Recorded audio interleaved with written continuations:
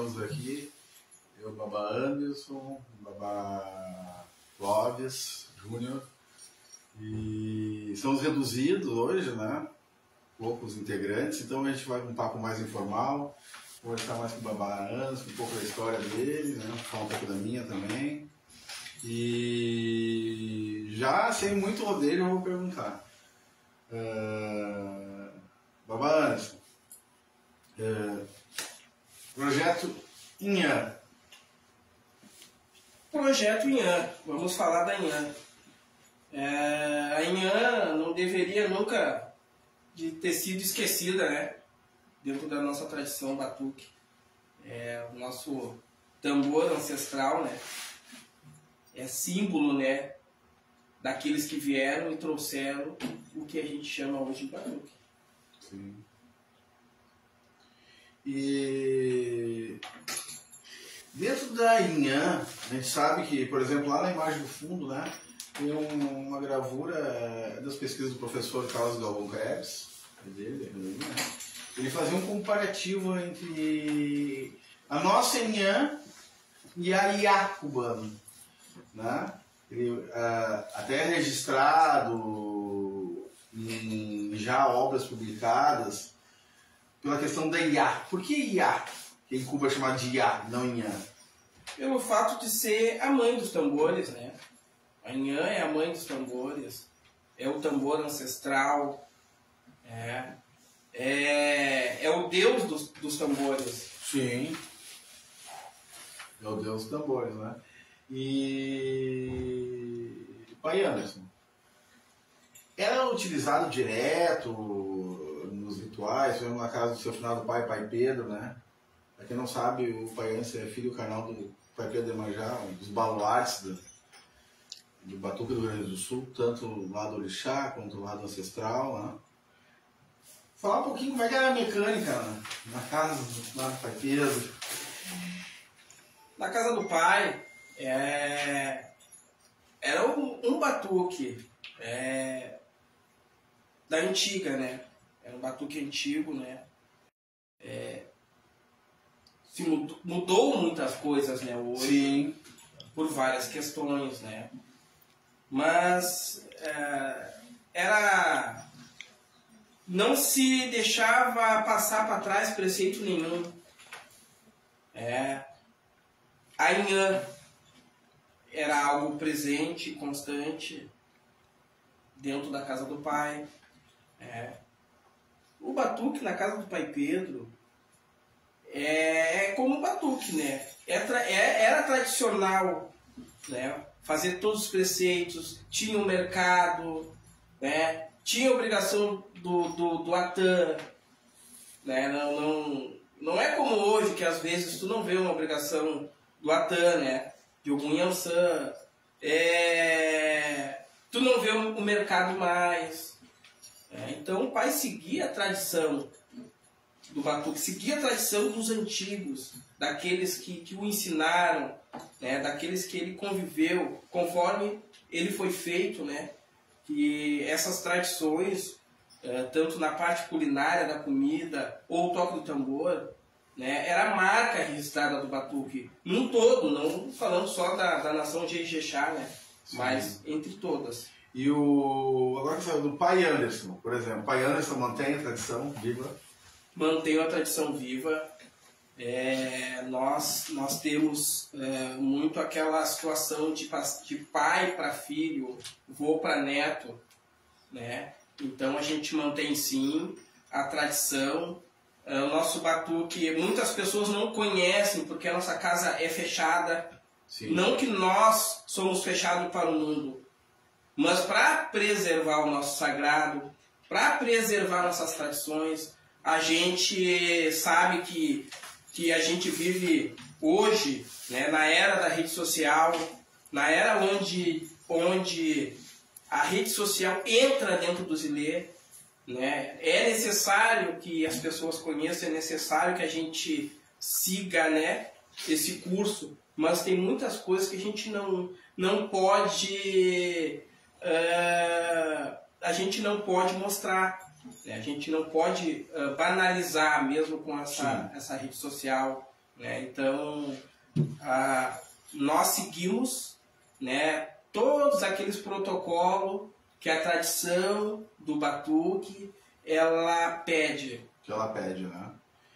E continua mantendo, então, sim, todas as feituras. Sim, são mantidas todas as feituras. A gente não pode mudar, né? Porque uma vez feito de uma maneira, é feito dessa maneira e tu tem que praticar até o dia de ir embora, né? Então não pode ser mudado, né?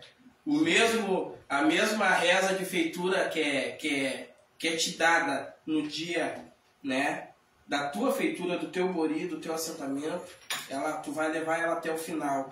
O mesmo sarraburo que foi feito há 30 anos, há 50 anos atrás, daqui a mais 30 anos, mas tem que ser o mesmo pirão, o mesmo amalá, as mesmas rezas, não pode faltar nada, né? Não pode acrescentar, né? Sim. Não pode se perder a identidade da nação. Sim, não tá, né? A mudança hoje bem forte. Sim, a mudança está muito, né? As pessoas já não se reconhecem dentro das suas próprias nações. Sim. Mas eu vou pedir pra gente tocar um axézinho da mãe Manjá, patrona da casa, nossa casa navegantes. Certo?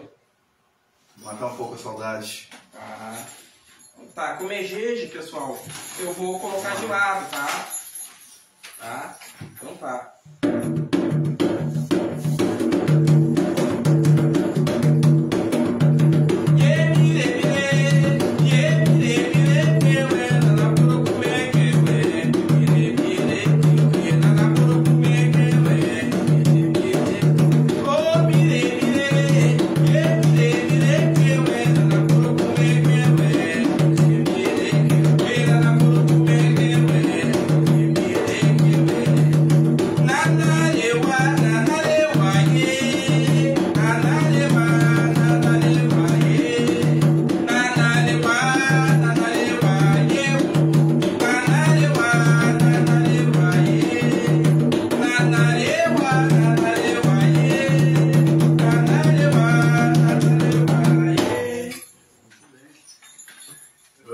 Tem um som diferente, é diferenciado ainda.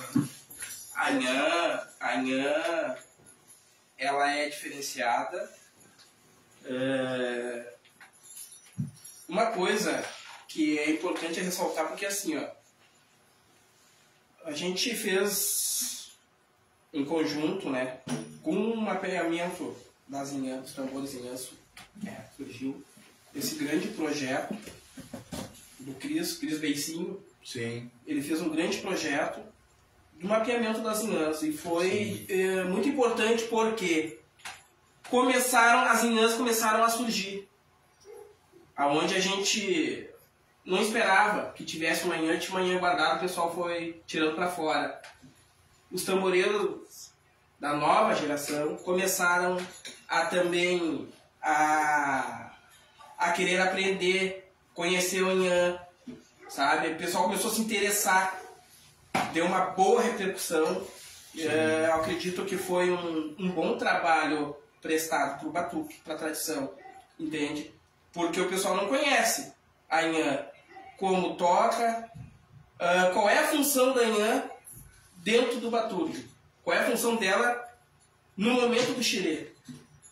Ela tem uma função, a Nhã, ela por ser o tambor mais velho, ela tem alguns privilégios. Tem privilégio. Tá certo. E eu não vou aguentar, eu vou acabar falando aqui. Ótimo. Tem que falar, né? A gente está num projeto, inclusive, né? Não sei se tu pretendes dar aula de Nhã, aula de tambor. Bom, como é que vai funcionar isso aí? O centro africano, ele sempre teve essa tradição da escola, né? Isso já vem do meu pai, após a partida dele, a casa recomeçou, né? Reabriu, retomou as suas atividades, e eu segui dando essas aulas. Não eram divulgadas, nunca foram divulgadas, mas eu já faço isso há muito tempo. Desde 99 eu venho continuando dando essas aulas. Tá? A IAN pretendo sim, porque a gente tem uma vontade, eu tenho uma vontade sim. Que é de tombar a IAN. A IAN precisa ser tombada, a IAN precisa ser reconhecido como nosso patrimônio, não só como um simples tambor que fica de pendurado, né, guardado. A IAN ela tem que ser utilizada nos rituais. Claro, não é uma obrigação, cada um sabe, né, o que faz dentro da sua casa. Mas a minha luta é para esse tambor voltar a ser utilizado dentro dos ilês, dentro do batuque, né? Ele voltar a ser cultuado, né? Ele tem importância, né? Então, assim, ó, sim, temos o projeto de dar a aula, não só do Ilu, mas também do Anhã, ensinar o pessoal como se toca, como se tira o som, porque não é só bater todo mundo bate, tu tirar o som do Anhã, né? Qual é o privilégio da Anhã? A Anhã não é um tambor que marca por ela ser um tambor sim. Com a boca maior, ser um tambor grave, não o Maracanã que marca na escola de samba. Sim. A Anhã é ela que faz todos os redobres, as variações. Tanto o Anhã ele tem que ficar no meio dos outros. Sim. Entende? Enquanto o Anhã estiver redobrando, o tocador de Anhã estiver redobrando, dando aquele enfeite pro toque, os outros tambores, os ilus, eles, como forma de continência e respeito com a velha mãe, eles seguem tocando compassadamente. E o Anhã redobrando. O Anhã, ele não é um tambor de marcação. De marcação. Não. É bem interessante esse projeto, né, Paianos? Um projeto que a gente vai realizar juntamente com o Pai Júnior, né, o Pai Clóvis Júnior, de Aganju. A princípio, logo a gente lança um folder, né, para divulgar. Sim, para ser divulgado. Uma pergunta. O Paiano joga bus? Tem que perguntar, né? Porque todo mundo fez com o tambor na mão, né? O Paiano joga bus. Hoje que é mais informal, vou perguntar. O Paiano joga bus, sim. E aí, eu vou passar aqui a imagem para eles verem, né? O Pai Anderson joga buzo, é um pai santo normal como os outros, né? A gente joga buzo, né? Torra milho, abre caminho. Abre caminho. A gente faz todos, né? Todos os tipos de fins, né? De trabalho dentro da religião. A gente nota que é uma bacia muito fechada, né? Pelo certo. Mas a gente procura, a gente não abre muito, né? Não tem. Eu agora tô com mais essa exposição porque há muitas pessoas que para eles o centro africano terminou, não existe mais. Sim. Não, o centro africano está de pé. Porém, é muito fechado, como diz o Renan, o Anderson é uma pessoa de difícil acesso, não que seja carrancudo, mas mais fechado. Eu sigo aquela linha. Entende? Sim, uma linha mais tradicional, né? Só que hoje a gente precisa estar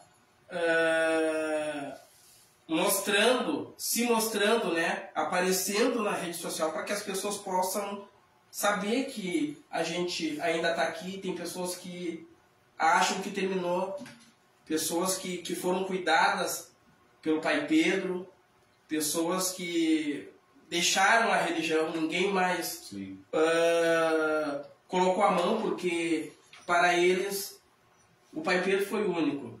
E realmente foi. Mas gostariam de saber que essa raiz ainda existe. Para muita gente, então. Por que também?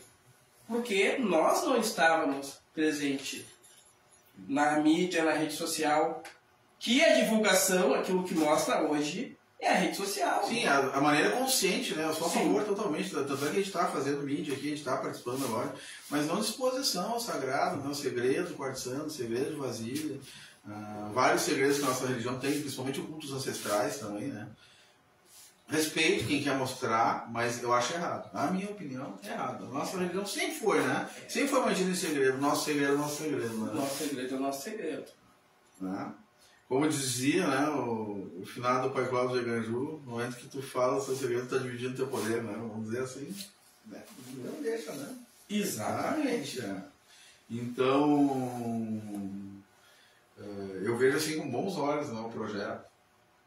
E até porque muita gente, né, pessoas que tocam, enfim, até por curiosidade, não precisa ser para você virar profissional do tambor, não, para aprender, para tocar na sua casa, para saber tocar as rezas, né? Não só tem a questão das rezas também, né? Eu assim, ó, como eu vim já de berço, meu pai, carnal, foi tamboreiro, né? A mãe dele foi tamboreira, e a Tolá foi tamboreira, tocava. Foi a professora do meu pai. Sim. Então a gente já vem de berço com a questão do pai de santo, ele dominar as rezas, dominar o tambor. Porque hoje, se o pai de santo ou a mãe de santo, Babalorixá ou a Ialorixá, não conhecer a sua nação, não conhecer o que pode tocar no tambor e o que pode rezar, o tamboreiro vem e faz o que ele quer. Sim. Entende? Faz o que ele quer. E nem tudo que eu toco no Jejexá eu posso tocar no Oió. Sim. Né? Eu posso tocar na cabinda, no Jeje. Então, o Babalorixá e a Ialorixá, eles assim, ó, é obrigatório saber por tamboreiro não trazer uma força que não tem que trazer para cá para dentro. Exatamente. Então ele tem que saber. Entende? Ele vai colocar um filho no chão e vai pedir pro tamboreiro: tira uma reza para Oxum. Ele tem que saber a reza que ele vai dar para esse orixá que ele está sentando. É inadmissível um pai de santo não dominar isso. Né? Nada contra quem não domine. Mas isso é a cartilha do batuque. Sim. Isso é a cartilha da matriz africana.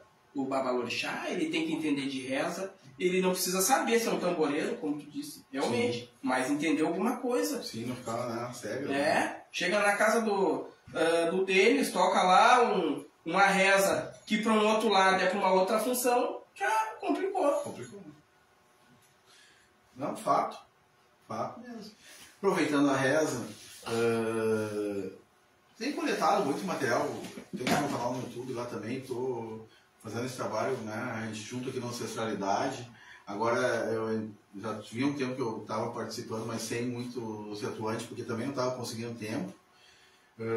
Mas agora eu quero começar a divulgar mais a questão das minhas pesquisas, né? Agradecer também a Cristina Krebs, que cedeu um material que o batuque é uma coisa, né, sem precedentes. E tem um Itã, que hoje eu vou contar. Pessoal, quando eu falo Itã lendas, eu vou falar Itã afro-gaúcho. Não queto, não que não vale o queto, vale aquele que tu sabe, mas eu, né, isso aí é uma coisa, um projeto que a gente tem que fazer também, é resgatar os Itãs afro-gaúchos, né, o nosso aqui do batuque. Exatamente. E eu vou pedir pra gente tocar eu chamo de reza, eu chamo de cantinho, de origem, seja como for, tá? Eu conheço por reza, eu vou falar reza, tá? Então, e depois eu vou falar um Itã em cima dessa reza do batuque afro-gaúcho, tá? Yoshunde, Umana, Yeye Bessaleo, Omoré. Omoré,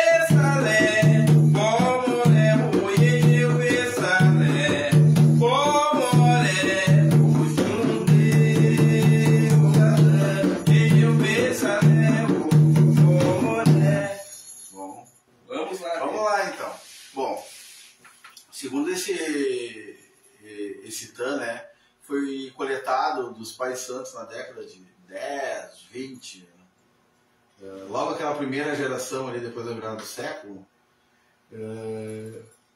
Baralanã, né? O Exu Lanã seria filho de Iansã. Tá. Isso pelo Itã, não vou nem discutir se é ou se não é aqui, né? Pelo Itã. Por esse Itã ele seria filho de Iansã. E Iansã, desculpa, ele seria filho de Oxum, tá? Ele seria filho de Oxum. Tá, isso, seria filho original de Oxum. E Oxum deu ele pra mãe Iansã criar, porque ela não queria, porque ela queria fazer festa, ela queria sair e não queria cuidar do Lanã. Então, originalmente ele era filho de Oxum, Oxum dá ele pra Iansã. E Lanã passa a viver num mato, numa coisa assim. Iansã também não tinha muito tempo, meio que criou sozinho. E aí, ele, né, o Exu Lanã, o Baralanã, como que é, ele desenvolve uma coisa. Ele viu que naquela rota onde passavam vários mercadores, não tinha água.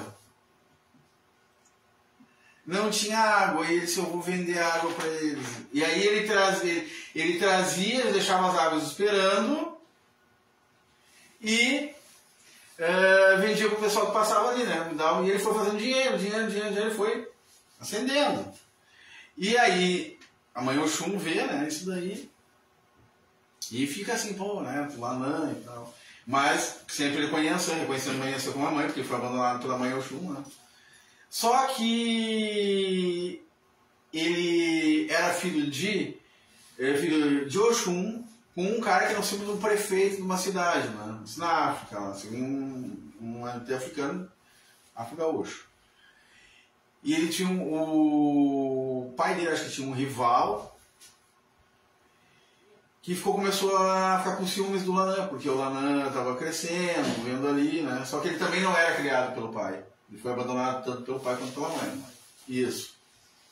E aí esse cara vai lá e bota veneno nas águas do Lanã que ele vendia, né? E aí ele vai e vende e envenena o pessoal. Ele foi acusado de ter envenenado aquelas pessoas, né? E aí o pai dele, que era prefeito, tem que prender o filho. E eles tinham uma pena, que ele seria condenado à morte, né? E eles jogavam no penhasco. O Oxum, sabendo disso daí, ficou desesperada, vão matar meu filho. Aí ela se arrepende de tudo que ela fez, né, com a Lanã. E ela vai querer atrás, né, dele, vai atrás dele. E chegando lá, ela meio que discute com o Iansã e diz assim, não, eu sou mãe dele. E esse prefeito, mesmo sendo o pai dele, né, vamos dizer assim, biológico, não é, mas para as pessoas entenderem, ele... Vocês têm 7 dias para provar a inocência do Lanã. Então, Oxum disse, eu vou provar. E aí ela foi atrás das provas, que tinham sabotado ele, né? Aí o Oxum vai na feira, né? Putz, começa a ver joia, se distrai, passa um dia, passa 2. No 6º dia ela se deu conta. Aí ela foi atrás e conseguiu as provas. Só que quando ela chegou, assim, tipo, minutos atrasados. E aí, quando ela vê o Lanã, que vão jogar ele no penhasco, ela diz assim... Quando o Lanã vê ela, já tá chegando, ele diz assim... Oxum agora. E ela, ô Lanã, e aí, vê Saléu. Tipo, não vou dar o tempo e eles jogam ele no penhasco. Jogam o Lanã no penhasco. E aí, todo mundo que crê no Bará, para abrir os caminhos, outra vez, molha a estrada, eu tenho fé no Bará. E a fé que ele era inocente. Por isso o Bará responde também quando joga a cartinha no chão. Esse com esse Pacha é um Itã gaúcho. Então, assim tem vários, né? Sim, era comentado porque a minha mãe chegou a falar questão da Oxum, que a Oxum ela não criava, né? Sim. Os outros orixás cuidavam. Então ela tem uma fama de maternal. Não quer dizer que ela criava. Ela paria. Mas os outros orixás, né? Sim. Adotavam, né, seus filhos, né? Só ele foi... Só esse Itã aí era comentado. Era comentado esse Itã? Lá em casa. Então, ou então, antigo, assim como tem do Pai Odéia, da Mãe Majá e outros, né? Mas aí cada vez a gente vai trazendo um pouquinho, né? Pra ir resgatando aos pouquinhos. Né? A nossa tradição também tem história, né, Deus? Tem história também, não é? Não é só não desmerecendo, né? A questão do candomblé ou qualquer outra coisa, mas a gente tem que buscar a nossa identidade. Nós temos, né? tudo que eles têm. Isso. E eles têm tudo que nós temos. Mas cada qual na sua tradição, na sua origem. Sim. Né? E todos são bons, né? São importantes. A gente buscar, né? Buscar a nossa identidade. Isso, nunca perdendo a nossa essência. Vou só dar uma breve do Itã, então, nesse Xangô e... Ogum. Toca um pouquinho para Xangô para nós. Vai Xangô?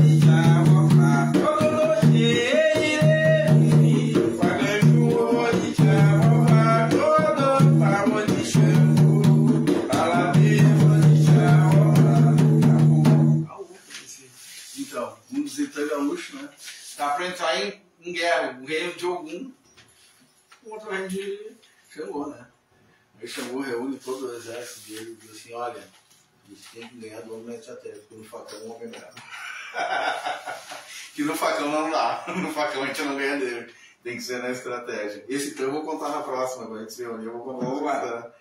Vamos ganhar do homem na estratégia, porque no facão o homem é bucha, né? Não dá. Anderson, sabe que vendo tocar em Nhã, assim, muita coisa se perdeu, né? E ainda bem que pessoas como tu mantiveram a tradição, tanto do Ilu, né, como do Inhã, enfim, do tambor, e sim, não só do tambor, né, sim, feituras.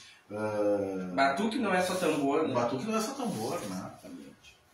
Questão dos ajuntós, né? A gente vê, esse tal ajuntó não existe, não sei o que existe.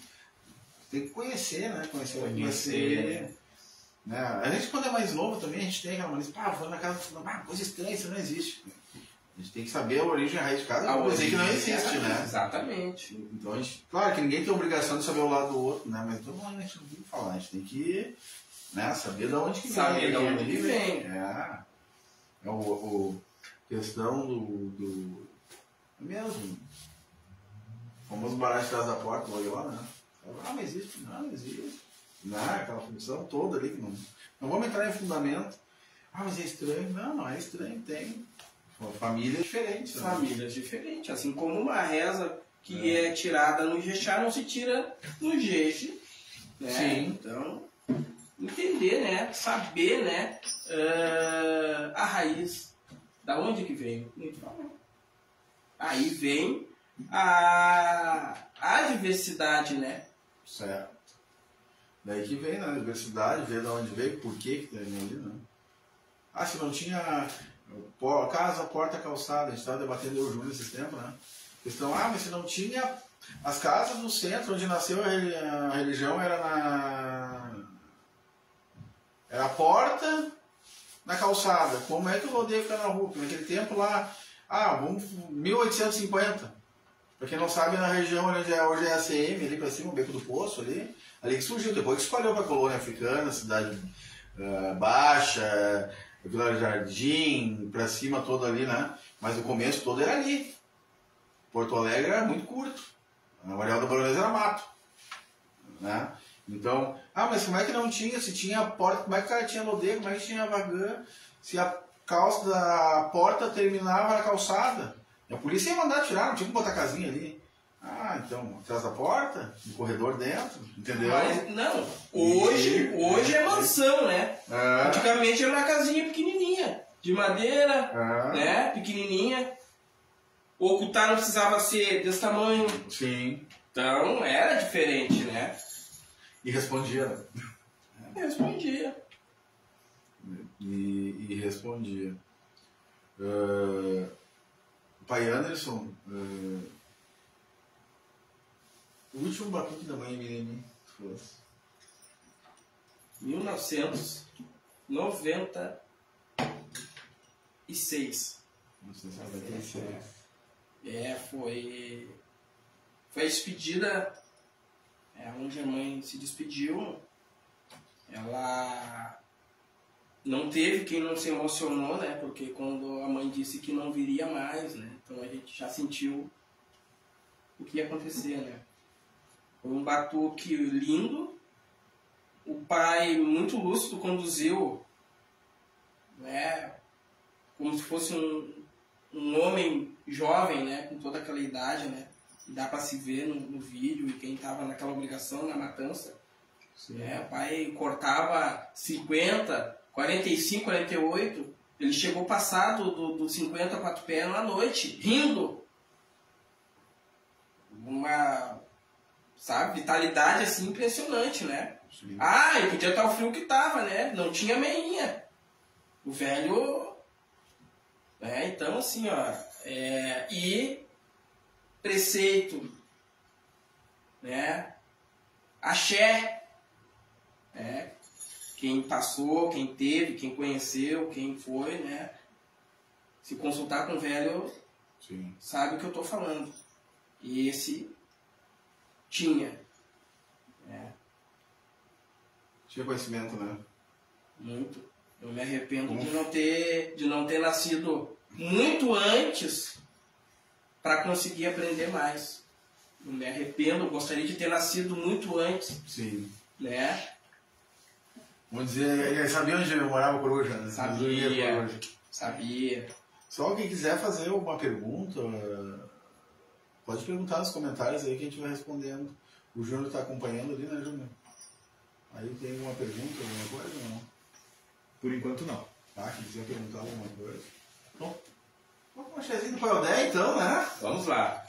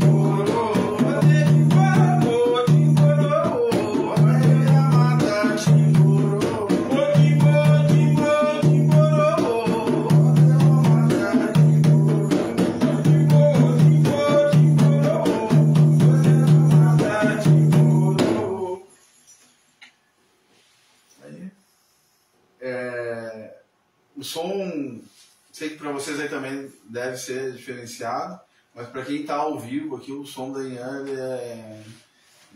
ele é um som bem diferente do Ilu, né? Sim. É um som bonito. E grave, né? Grave.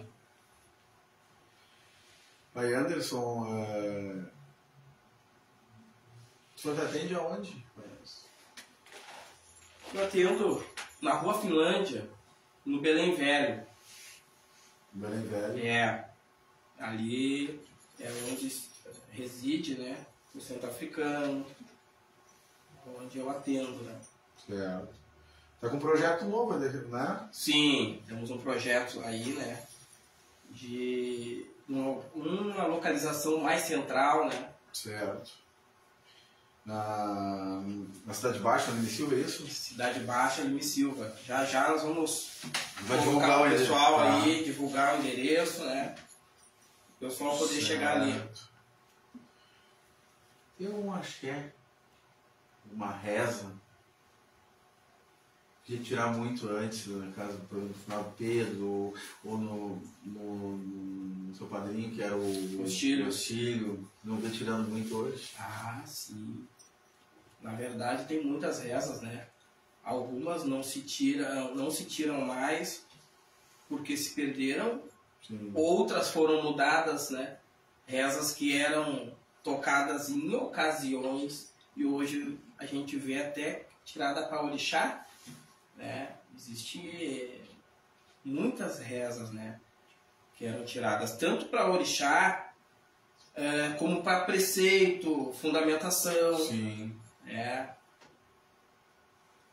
A da mãe Manjá, uma que mudou bastante, aquela pessoa tirou uma jequinha, um adé. É bem diferente se tirava essa. Daí eu sei que era bem diferente. Ou uma jaquinha. Quer tirar um pedacinho dela pra ti? Vamos lá. E a babarela, a babarile, ô, tô carazola, barile. E a babarela, a babarile, ô, tô carazola, barile. E a babarela, a babarile, ô, tô carazola, barile, ô.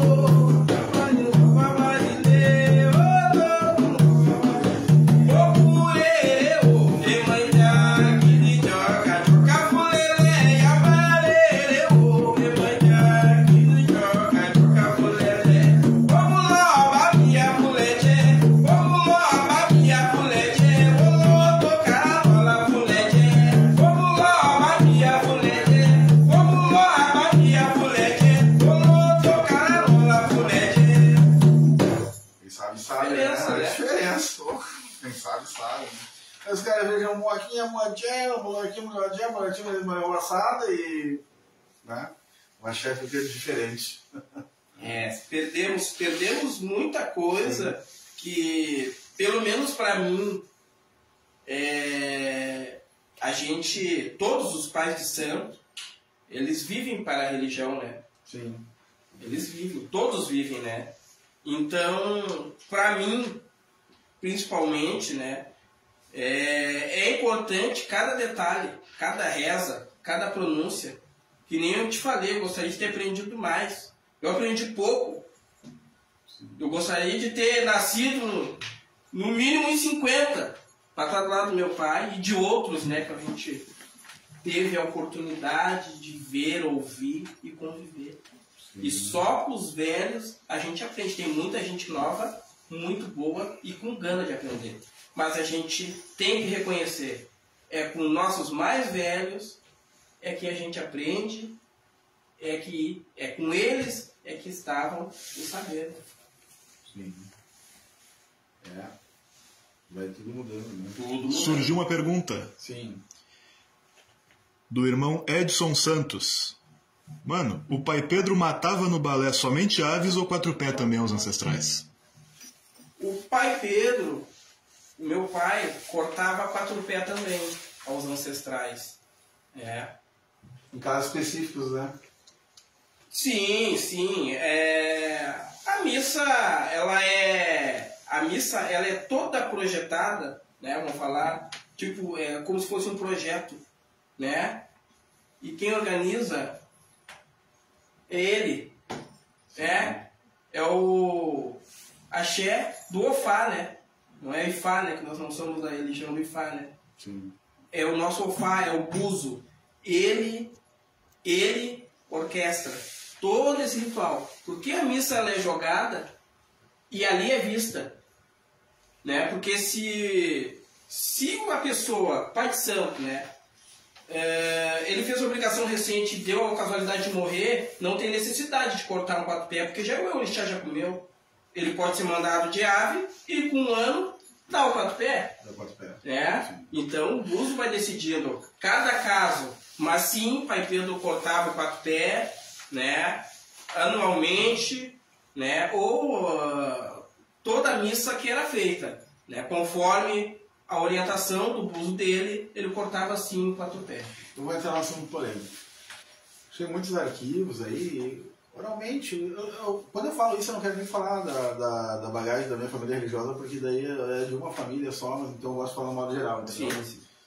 O pessoal fala, porque por que o luto de um pai santo seria de 1 ano?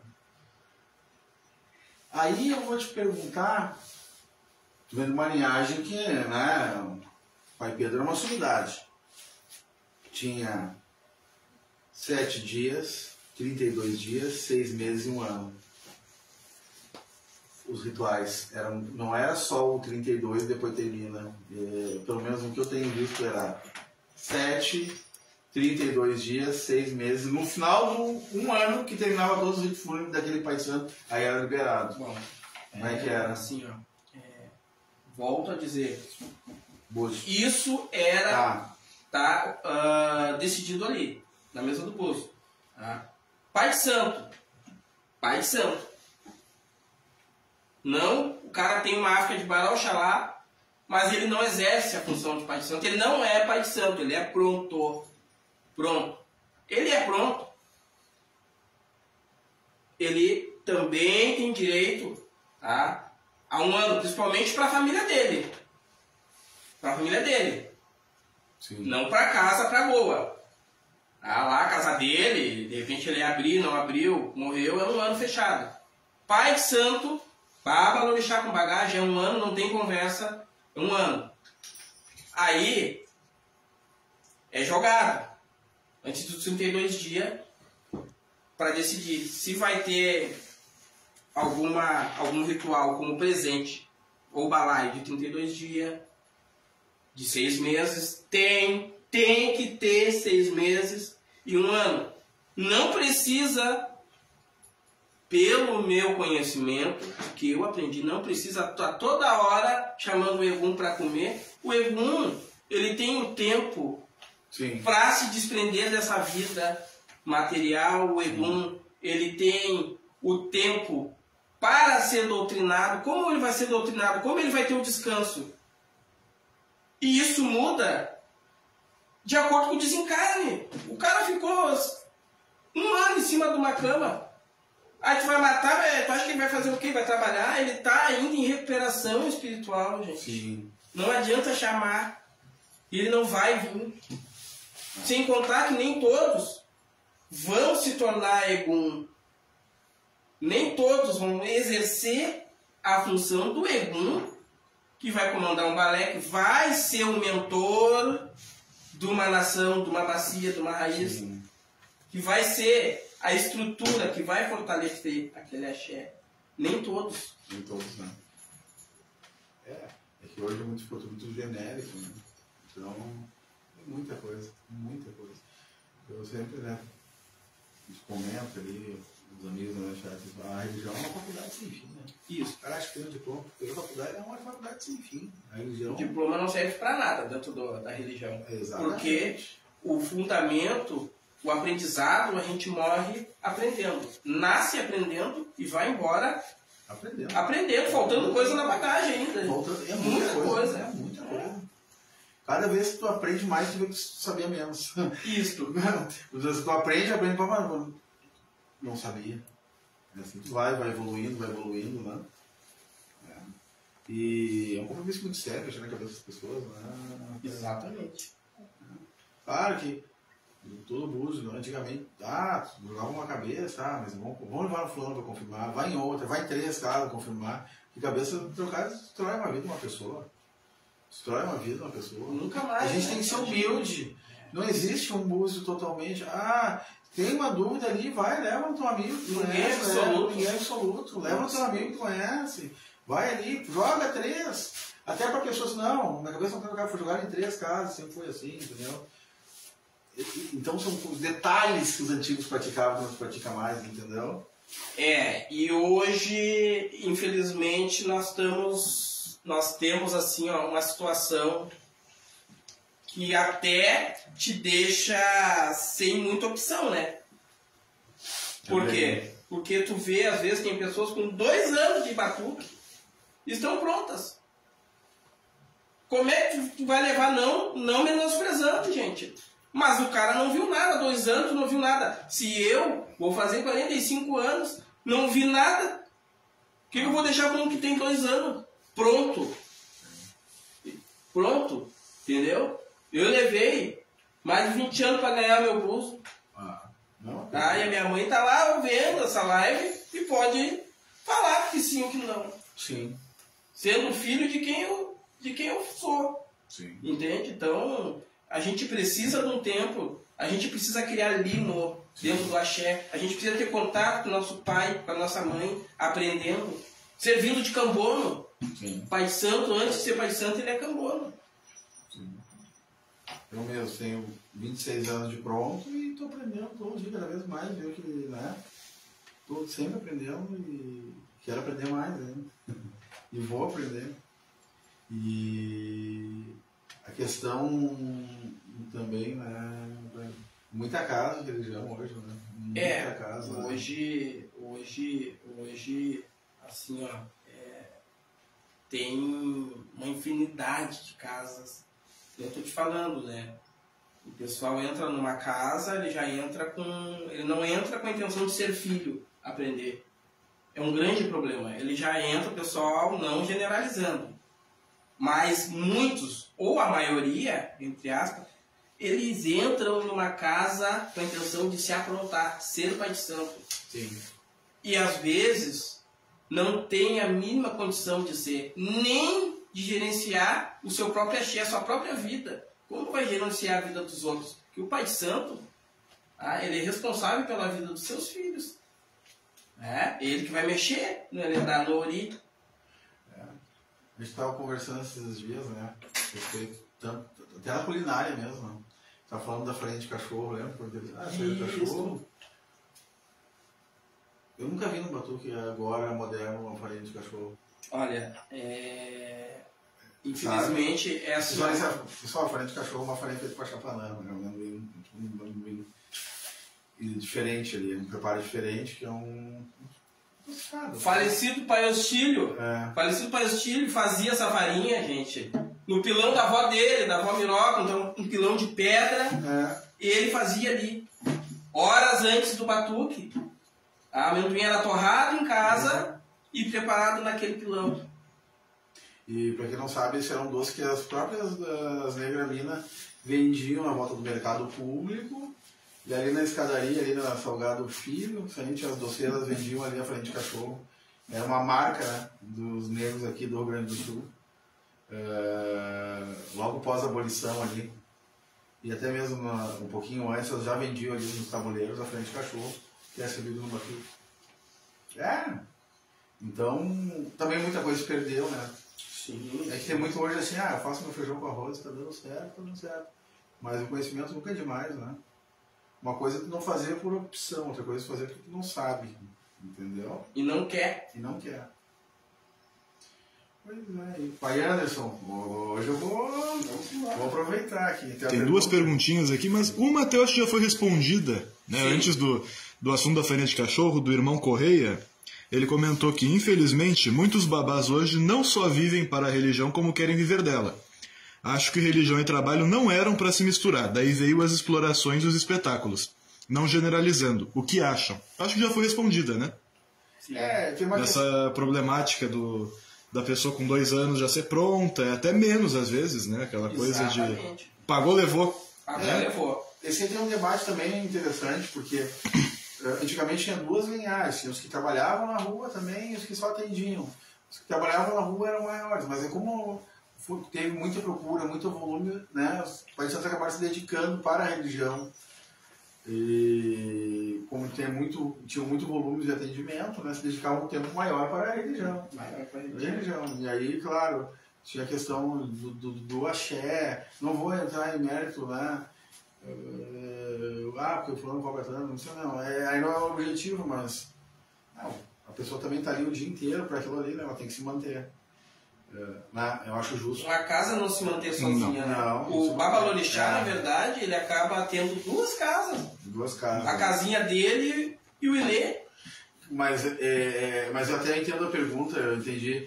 É que não é assim, hoje eu vou botar um negócio, vou ganhar dinheiro na religião. Sou um ano, vou botar uma casa, vou ganhar dinheiro. Não. Uma coisa que acontece ao natural para te se dedicar à religião, entendeu? Ao longo da tua jornada, se os orixás disserem que é para ser, vai para ser, e tu vai passar a ser exclusivamente um sacerdote, né? Sacerdote. Então, vamos dizer... Cada caso é um caso, não tem uma regra. Vamos dizer que daí o sacerdócio vira profissão. Sim. Daí, né? Como assim? Mas também, e não é problemático isso. Não é problemático, a pessoa também não tem tempo pra trabalhar em outra coisa, entendeu? Não tem como. Porque tu vai ter muita coisa pra te ajudar, porque também a religião te ajuda muita gente, questão de saúde, enfim, emprego, e aí vai, né? Toda aquela que a gente já sabe. E daí a irmã Rosane perguntou: quando se pode ter faca de egum? Hoje vejo tanta gente com faca de egum. Acho que tá no mesmo balaio do Pagou Levou, né? Tu responde, eu respondo. Mas a faca de egum vai ganhar ela quando for determinado pra ti que tu tem que ganhar aquele axé. Como seria todos os axés, né? Como o Anderson falou, Gus, tu tem a ancestralidade, tá? Tô determinado pra ti. E aí tu vai ganhar essa faca. Tá? Um leva, por exemplo, na cabina a gente tem um leva. O leva tem que escolher a pessoa. Entendeu? O leva tem que ser sendo pra ti, porque vai servir aquela casa. Não é assim, eu quero ter um leva, eu quero fazer feitiço, eu quero isso, aquilo. Não. O leva escolhe a pessoa. Tá? E a questão da ancestralidade é assim, tu vai ganhar a faca de egum quando chegar o momento que a ancestralidade, enfim, o teu orixá, né, determina isso. Não sei se o pai vai colocar alguma coisa aí, um entendimento diferente, né? Cara, o gozo, estar pronto para ter uma faca de egum, entender sobre esse axé, né? Saber usar, já tem que saber. Pra te ganhar axé de faca, tu já tem que saber usar antes. Sim, né? Mas pelos postos esse também. Então a faca de egum é a mesma coisa. Uma coisa vai sendo preparada, não vai ter. Vai ser preparada. A pessoa vai ser preparada para ter esse axé, entendeu? Até para que essa arma não vire para si próprio, né? Claro, não adianta dar uma bazuca no cara, você não sabe atirar. Então, condições de tê-la, condições de saber. Tu já ter um entendimento do ritual para te ter esse axé. Uma coisa que eu noto também, foi bom entrar nesse ponto aí, não tenho nada contra quem dá curso de egum, aí cada um sabe onde mexe, mas antigamente muito assim, bom de saber de egum. Eu vou lá no Anos, se ele me aceitar, eu vou ser tudo um aprendiz. Sabe aquele negócio do japonês, aquele lá do mestre, o que aprende no fundo de quem dá? Era assim, vou lá no final do Pai Pedro, que ele que é o cara, né, se ele me aceitar, ele vai me ensinar. Não é aquela coisa, vão pagar ali uma coisa, tá um certificado, isso, aquilo, entendeu? Eu vou falar assim, ó, por mim, sobre essa questão que, né, eu sou a rapa do tacho do meu pai, então eu não peguei tudo, né, vi bastante coisa. O meu pai, quando viu que eu tinha aptidão, o dom do tambor, ele, vem pra cá. Mas após morte do meu pai, o que eu fiz? Mesmo eu tenho a minha escola, tenho a minha mãe, uma grande professora, tenho meus irmãos mais velhos, minha mãe santo, tenho, são pessoas que são meus mentores, né? São quem, né, coloca aquela sementinha ali, aquela sementinha aqui, né, que me dão, né, aquela luz. Graças a Deus, os orixás eu ainda tenho. Mas eu fui buscar o Tio Nascimento, Sapatá, a Cabinda. Eu fui pro meu padrinho Hostílio. Meu padrinho Hostílio me levou pro tio Ademar. Entende? Eu fui aprender mais. Eu fui buscar mais. Oralmente, como tem que ser, nada contra, né? Aquilo que eu tava falando, né? Sabe o que eu sou a favor dele? Sabe o que eu sou a favor, pessoal? Eu sou a favor assim, ó. Eu vou fazer uma apostila de algum... Tá, mas eu aprendi com quem? Quem foi meu professor? Entende? Eu tenho que ter tido... Eu tenho que dizer qual é a minha escola. Sim. Né? Se é Júlio de Castilho, né? Se é o Marista, eu tenho que dizer. Eu tenho que ter esse currículo. Sim. Né? Então aí eu até concordo que o cara de repente faça, porque se perdeu muita coisa mesmo. Quem sabe se tivesse colocado numa cartilha pra gente, o Batuque, de repente muitas coisas não teriam sido perdidas, porque se perdeu muita coisa, não se escrevia, era tudo oral, não tinha esse negócio de escrever. Sim. Tinha que gravar tudo na cabeça. Né? Então, tanto as gravações, que tu sabe, né? Que tu tem uma porreta de gravações, né? Sim. Numa era onde era tudo muito oral e prática. Né? Então, hoje, se por um acaso o cara não se lembrar, o Denis tem uma gravação para lembrar. Então é importante realmente o registro. Mas é mais importante ainda a gente saber da veracidade, da onde que saiu. Porque através de alguns cursos, de algumas situações que a gente está vendo aí, a gente também está vendo coisas que não nos pertencem. Nada contra, eu acho importante ter um registro sim, que uma pessoa capacitada consiga fazer, mas a pessoa tem que ter o seu histórico escolar, né, dentro do Batuque. Tem que dizer da onde que vem, com quem aprendeu. E tem que ter uma prova. É que nem a Xadbuso. Deu a Xadbuso pro cara, tem que chamar alguém de fora para prova. Aí tem dado faca de pra um monte de gente agora, né? Pois é, o homem faleceu e está aparecendo muita gente, mas um alerta aí, ó. A gente está aí. Nós estamos aí, tem gente, né? Eu sou novo perto deles, que estão aí para dizer quem é que ganhou e quem não ganhou, né? Tá certo. E tem mais um comentário aqui do irmão Jonatas Gomes. Abraço ao pai Anderson, grande amigo, conhece muito. Jonathan. Pergunta ao pai Anderson sobre a cantiga de entrega de obé e a atrocidade que estão fazendo hoje em dia. Boa. Bom, a cantiga de reza de obé, né? A gente sabe que nós temos a diversidade, né? Sim. A diversidade de cânticos. Pelo fato de nós não ter somente uma raiz do Batuque. Então, assim, ó, respeitando, né? Sim. Respeitando todas as tradições, todas as tradições têm algumas particularidades, não algumas, mas muitas, questão de cantigas, né? O Oió canta uma, que eu já vi uma pessoa, eu sei que uma pessoa fez, né? Essa reza, né?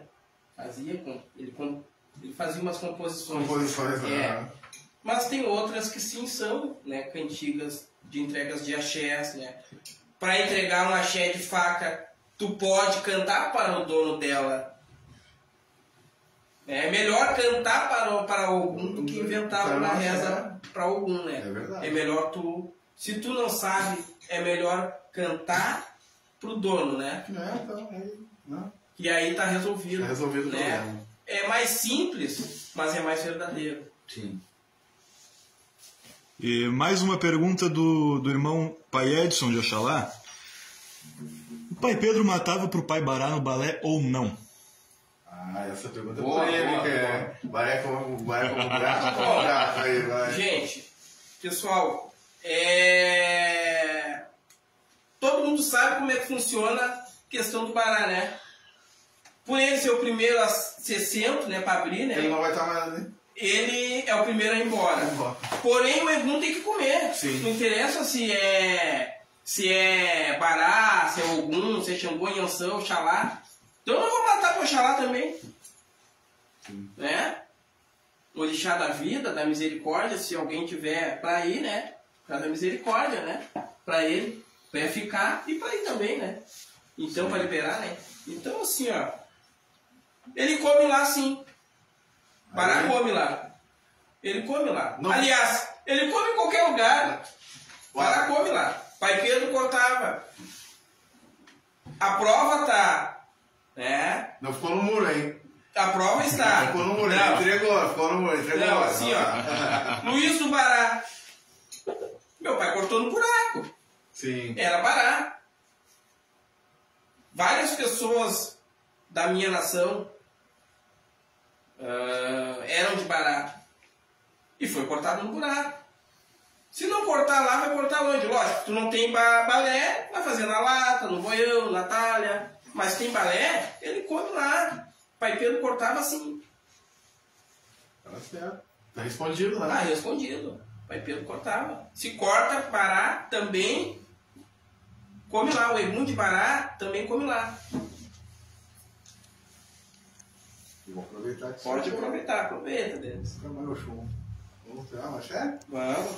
Uma reza, então. Eu sei que você não gosta de falar reza, eu falo reza mesmo.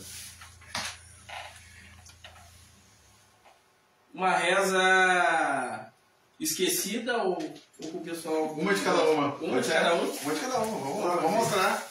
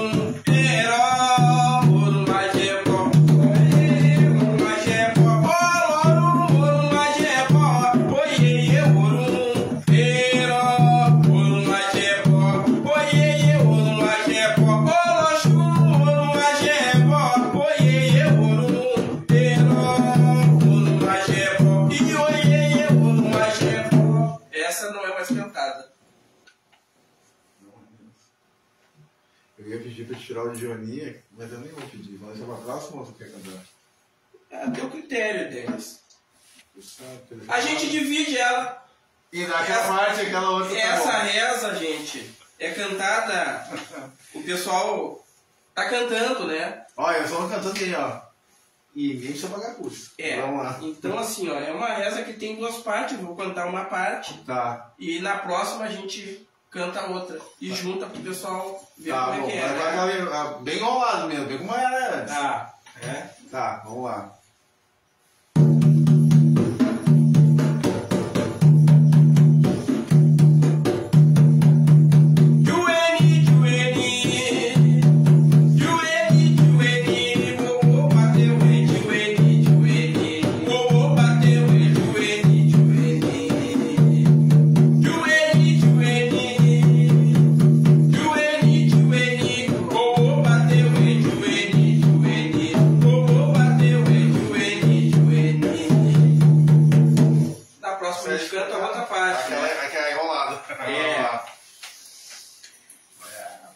Esse axé é o axé do dinheiro, do Otemi. Tá? Não é uma reza para cortar no Xangô em cima. Vou explicar. Para cortar pro Oxum em cima. Relação com o orixá e esse axé. Vamos explicar? Vamos. Bom, gente, a gente sabe que nós temos dois orixás que são inteiramente ligados à riqueza, né?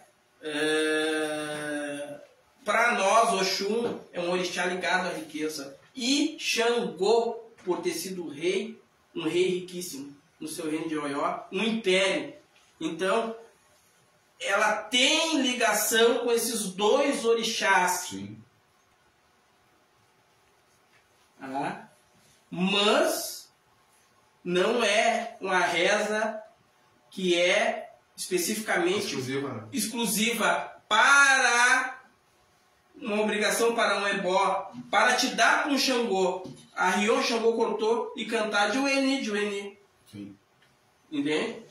Não é uma reza para assentamento. Né? Né? Falando dos movimentos para assentamento. É para serviço também, né? Para serviço também. Para fazer um movimento, né? Mas aí não vamos entrar em adentrar nessas esferas. Cuidado com o PDF, hein? Cuidado com o PDF. Não vamos adentrar, né?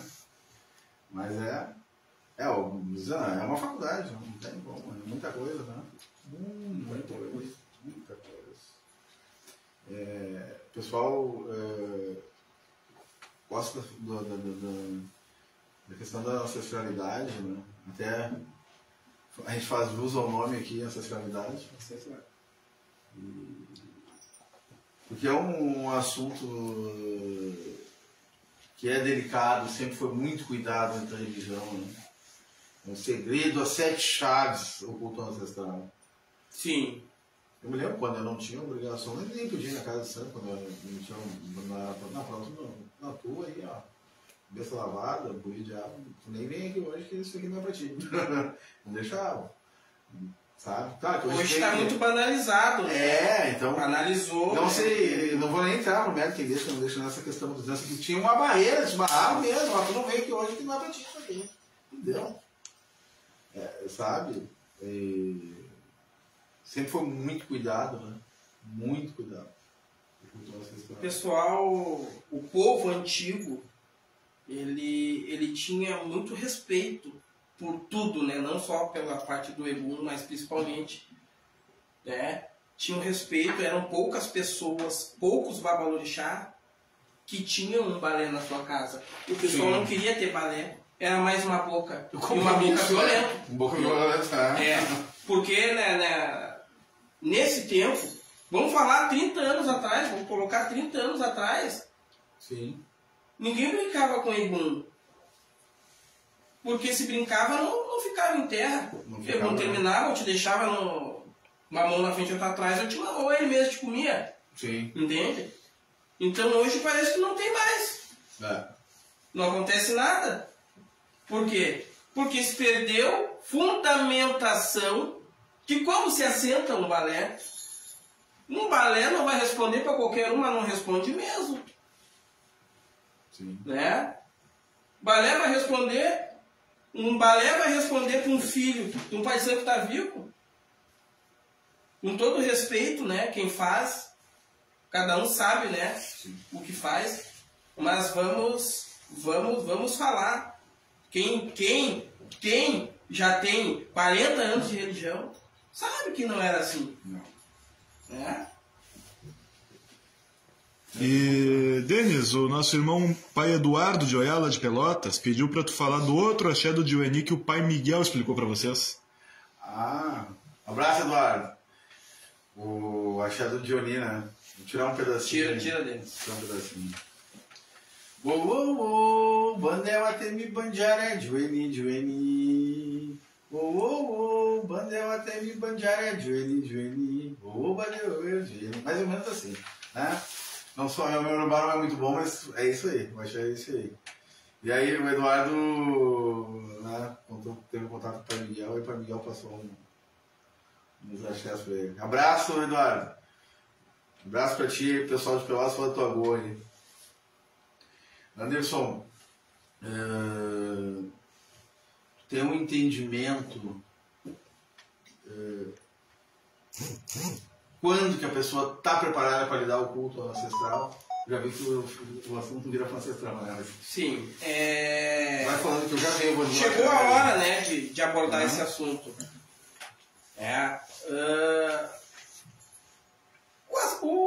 A questão do Egum, do ancestral, é uma coisa familiar, é um culto familiar. Não deu delay. É um culto familiar, ô Denis. É um culto que as crianças, até as crianças, vão tendo contato, né? É um culto familiar. Eu, desde criança, eu tive contato com o Egum. Eu tive contato com, frequentando, vendo as missas né? É uma situação, é uma questão que tu é preparado, Deus de novo, né? Eu tive assim, por exemplo, eu não era pronto, eu já frequentava, eu já tocava para Egum na nossa família, né? Isso aconteceu com meu pai, Deus de criança com a questão do Egum. Mas não era uma regra, né?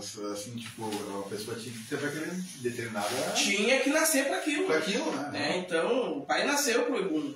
Então ele já foi filho de Deus de criança. Eu, pelo fato, diferente do meu pai, a questão, mas pelo fato de ter o contato com o tambor, o pai já foi me deixando ter mais contato, Deus de novinho, ter contato, né? E eu acho assim, ó, que as pessoas demonizam muito o Egum.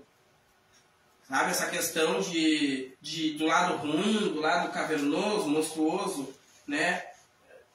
Tem que ser trabalhada essa questão o quanto antes. Eu sou a favor, porque aí sim tu vai ter pessoas altamente preparadas. As pessoas, quanto antes tiverem o contato, né? O Pai Santo, a Mãe Santo esclarecendo que o Egum não é o mal, o Egum não é para usar o Egum para o lado. Para buscar, o Egum, na verdade, ele é o mentor do axé, ele fortalece uma casa de santo, né? A pessoa tem que ter essa mentalidade. Né? Hoje as pessoas, a maioria, tem a mentalidade que o Egum é para o mal, para destruir. Sim. O Egum é minha defesa. O Egum defende. Sim. Né? Mas o Egum pune o injusto, aquele que fez a injustiça. Nomes e nomes, a gente vê na rede social. Nomes e nomes, botar o nome do teu inimigo. Sim. Um babalorixá, isso é questão de ética, de respeito, né? É lógico, a gente sabe que o batuque ele não é feito só de flores, tem espinho. Não adianta a gente ser hipócrita. Sim. Né? Não vamos falar, não vamos mentir, né? Vamos falar a verdade. Só que pelo menos tem que ter ética, né? Não precisa expor isso aí. Dar este exemplo para os filhos de santo, formar malfeitores, né? Bandidos do axé, usando o Egum só para o mal, para derrubar. Egum levanta, gente. Um Egum, tu levanta uma pessoa, um Egum, tu faz um trabalho para emprego, para o amor, para dinheiro, faz uma limpeza, faz para a saúde. Sabe? O Egum não é o mal. Sim. O mal está na pessoa. Então, acho que, com certeza, Denis, respondendo a tua pergunta, não se tem um tempo, né? Porque mais cedo ou mais tarde, essa pessoa que ingressou numa casa, na minha ou na tua, ela vai ter que ter esse contato. Então, na minha opinião, se deve preparar o mais cedo, o mais depressa possível as pessoas. Não é da axé de Egum e faca e coisa e tal.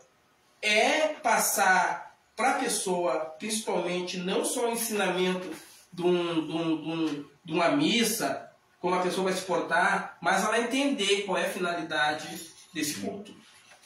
Com certeza. Muito bom. O Pai Edson do Oxalá está interagindo bastante aqui na live. Né? Isso abraço, é importante. Pai Edson. Meu vizinho aqui, lá de abaixo. Pai Edson do Oxalá. Ele perguntou ao Pai Anderson. Segundo meu irmão de santo mais velho, disse que em 89 Pai Pedro abriu o balé do falecido Pai Cleon. Confere?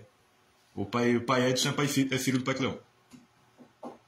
Olha, o pai teve uma relação bem extensa com a família do Pai Cleon, né? O pai foi muito amigo da Palmira, mãe Palmira. Inclusive foi o que o da Palmira foi Pai Pedro. Teve essa proximidade. Eu assim, ó, eu não vou te dizer que sim, nem que não, porque eu não me recordo, não me lembro se foi o pai que abriu o balé dele. Mas o balé, os Eguns que ele cultuava, principalmente a mãe dele, né, a mãe Palmira, foi o meu pai que, e o Henrique também fez. O Henrique também. Foi o pai que fez. A Palmira né? Foi o que fez, né? Mas teve sim essa relação bem extensa, só não consigo te dizer. Até na próxima live a gente pode confirmar isso. Eu posso ver com a mãe se realmente procede, né? Porque Tô falando, né? Eu não sei tudo, né? Tem coisas que eu não me lembro. Sim, não pode ou, afirmar, sim, né? Sim. Mas a gente pode ver essa questão aí sim para a próxima live. E a irmã Cleci Lima até comentou: teu pai foi pronto primeiro para Egum. Verdade. O pai cantava e tocava para Egum sem nunca ter visto e escutado.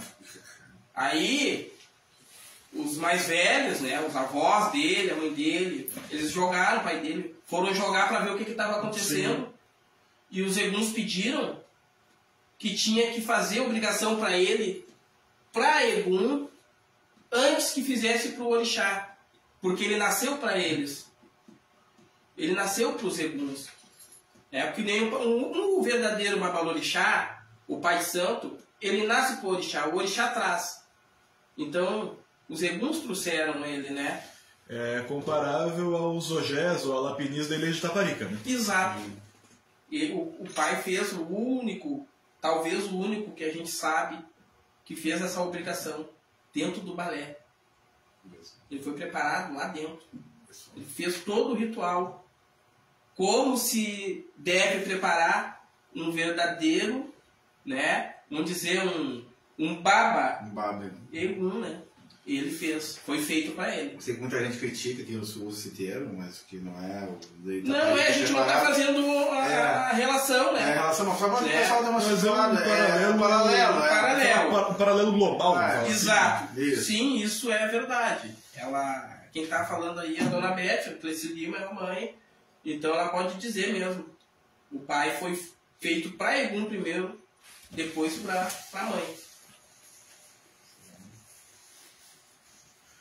Não, e o pai Edson reforçou aqui pra te perguntar pra tua mãe. Vamos talvez até trazer essa confirmação. Ela tá aqui respondendo na live, talvez ela responda aqui nos comentários. Vamos ver se ela pode se... Eu me lembro de algumas missas, não me lembro todas, entendeu? De alguns balés, eu não me lembro todos, né? Que a maioria desses aí tem Henrique, esses aí não é do meu tempo, né? Eu não tenho idade para ter participado disso. Mas uma hora tem que trazer a mãe dela. Vamos trazer ela aí para lá. Falar para nós direto, coisa para trazer. Vamos direto na fonte. Direto na fonte, E o pai Eduardo, lá de Pelotas, perguntou: irmão Anderson, para o pai Pedro, quem se cultuava no balé? Orixás de quem foi embora ou a memória da pessoa que partiu? Existem duas versões dentro do nosso batuque. O Egum, a gente cultua no balé, né? É cultuado os avós dele, os pais, os irmãos, porque balé, que nem para nossa família, que o balé a ligação nossa é principalmente familiar do sangue.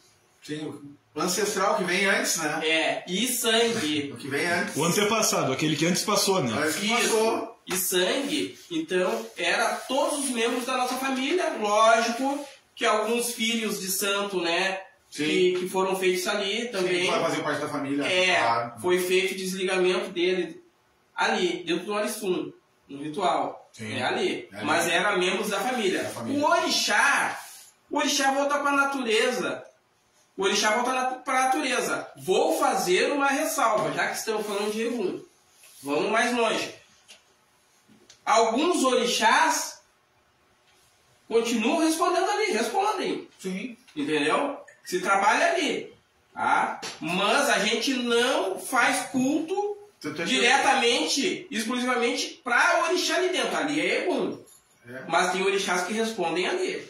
Sim. Certo? Sim, é que de um tempo pra cá se vem traçando a ideia do Egum Orixá e o Egum Pessoa. Né? Que é uma coisa...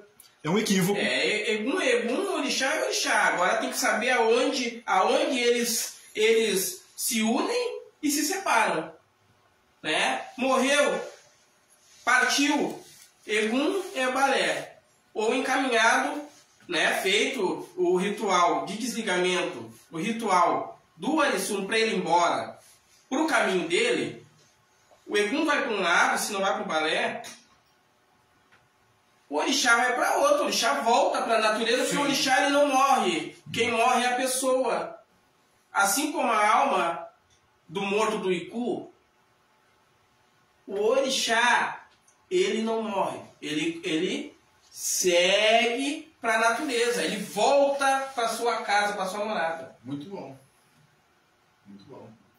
E o pai Eduardo fala que foi o que aprendi, só queria esclarecer e ter certeza. O Denis sabe do que estamos falando. Fato. Fato, Eduardo, sabe? Fato. O Eduardo tá falando fato. Tira um peixe pra nós.